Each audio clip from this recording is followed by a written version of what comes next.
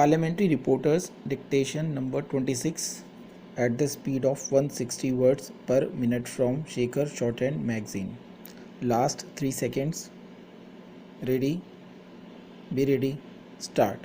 The reasons for this amendment is that the central government is authorized by this item to declare by federal law any institution to be an institution of national importance. There may be many institutions built up wholly by private or provincial funds. It will not be fair for the central government to come down on one of them and say that it is going to be an institution of national importance.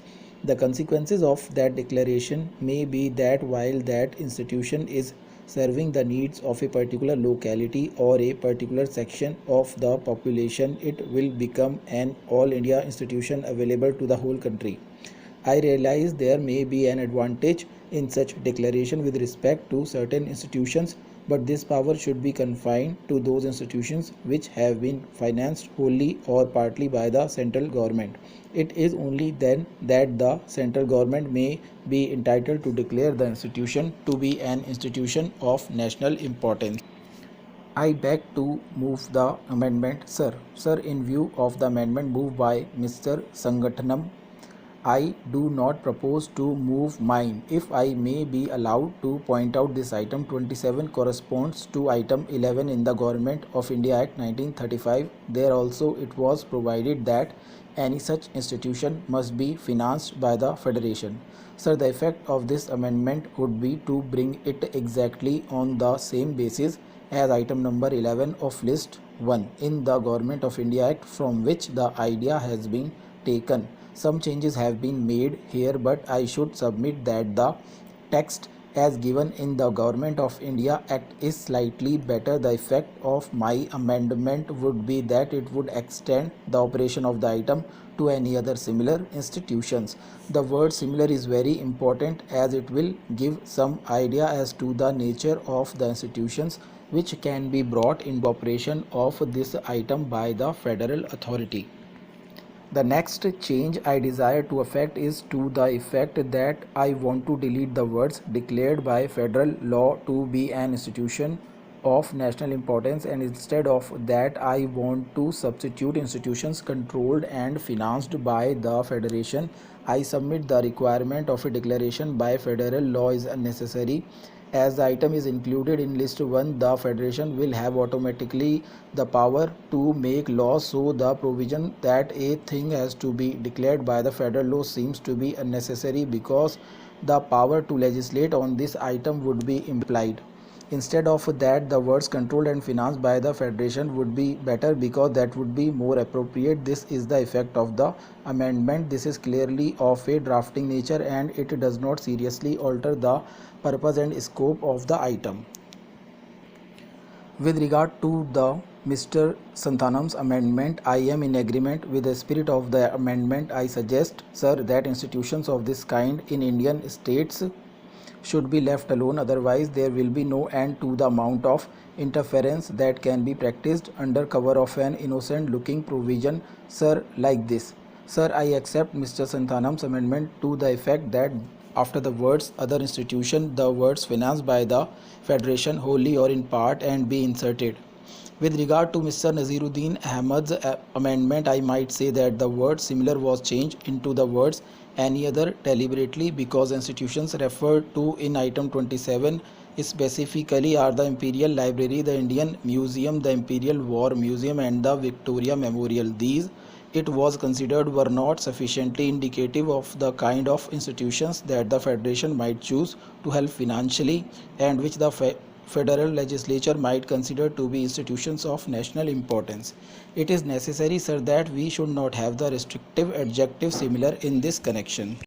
The other point in Mr. Naziruddin Ahmed's amendment is that the language used in the Government of India Act item 11 is more appropriate. The difference between that language and the one which has been used in this item is that instead of saying financed wholly or in part by the Federation, you will have the words controlled or financed by the Federation. So far as the latter part is concerned, it is particularly the same as Mr. Santhanam's amendment.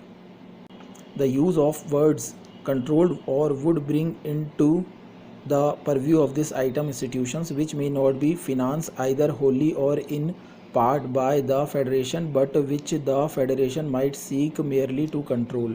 The whole idea behind Mr. Santhanam's amendment is that the Federation should not legislate about any institutions of the kind which are not financed wholly or in part by the Federation. Therefore, it seems to me that in order to subserve the object of the amendment which has been accepted, it is not possible for me to accept the language used in the Government of India Act. As regards Mr. Himmat Singh Maheshwari's amendment, I am afraid he is unduly sensitive about the federation encroaching on the province of the Indian states. I would ask him to realize how much he may stand to lose in the Indian states if we accepted institutions of this kind located in Indian states from the financial help that such institutions may expect from the federation. If the item stood as it is, I may assure him that there is no attempt behind this item to clutch jurisdiction over institutions in Indian states. If the rules and the peoples of the Indian states are willing to run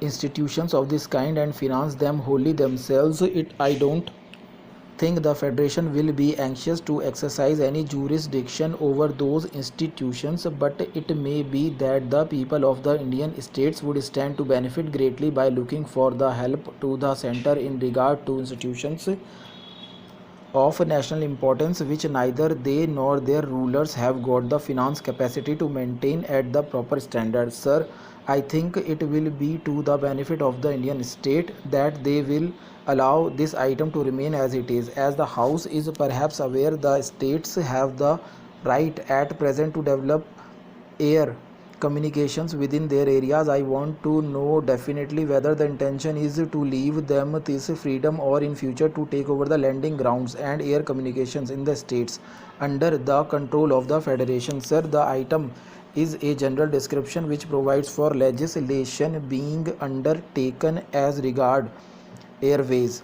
That by itself does not connote the elimination of Indian states altogether from engaging themselves in enterprises which provide air communication between one point in their states and another. The whole thing is to depend upon what is decided to be put into the federal law when it comes to be made. I have no doubt that such legitimate interests of Indian states as deserve to be catered for will be provided for in that law. After all, in regard to the question of airways in general, everybody should agree that the legislation regarding air communications routes etc. should be regulated and controlled by the center. I do not think that what Mr. Himmat Singh apprehends will necessarily come to happen. There is no need to make an exception because even in regard to airways operated by Indian states within their own limits in respect of certain aspects of control, it would be necessary to vest power in the center. Stop.